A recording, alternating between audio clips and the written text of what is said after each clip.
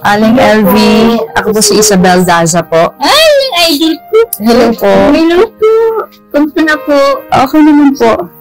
Tatabihan po kita. Meron po akong maliit na regalo po sa iyo.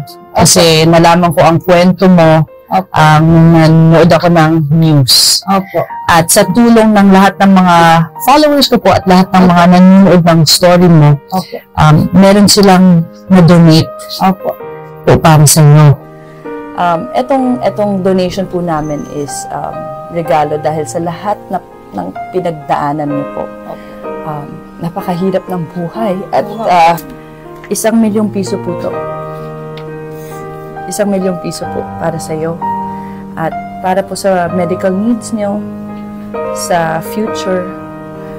Gusto ko lang sana ibigay sa iyo personally kasi yung mga followers ko po at yung mga tao na nag-donate, pinagkatiwalaan po ako sa perang ito at sinabi ko sa kanila na ibibigay ko po yan sa iyo.